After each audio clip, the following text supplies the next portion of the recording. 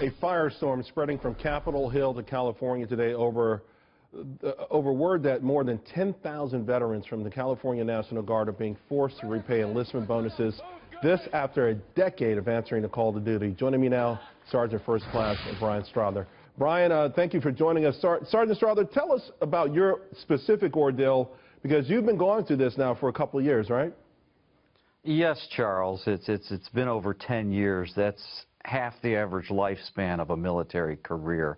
This all started in 2007 when I was ordered with paper orders to go to a retention seminar as opposed to drill, where there was probably 300 veterans, most of them combat veterans like myself. They were trying to retain people because the numbers were low.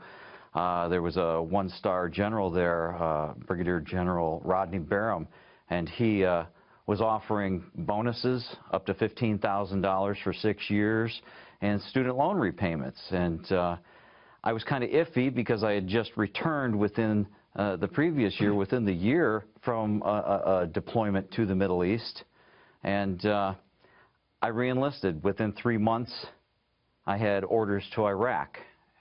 And it started from there. So when were you specifically asked for the money back? It was almost 5 years later, and only after I contacted my Congressman McClintock, because the investigators that were at the National Guard Bureau would not talk to anybody. And finally they sent out a form letter that apparently they were sending to everybody, and it made legal accusations stating that I was in violation of state and federal law simply for re-enlisting.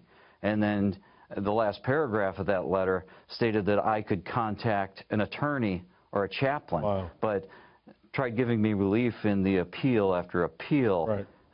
10 years worth. You know, I do want to let the audience know, just a few moments ago, House GOP members released a letter that they're sending to Defense Secretary Ash Carter.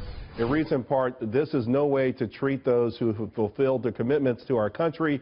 They should be held harmless in light of the fraud that was perpetrated upon them by overzealous recruiters."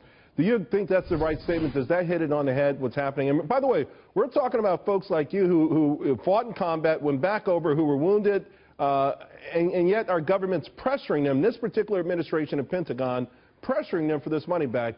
Do you think this hit the nail on the head here?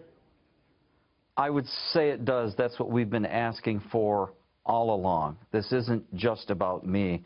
This is about my 10,000 brothers here in the state of California. This is not just happening in this state. This is happening that I know of in at least a half a dozen other states where monies are being recouped from soldiers that have deployed, that right. made these contracts right. literally right. with their lives. Well, the bottom line is I'm glad you appeared. I know that you have a class action lawsuit. I hope people go and search about that, as well as I hope none of our men and women give that money back. I hope everyone fights back because they put their lives on the line for Americans. I want to salute you for your service. Thank you very much.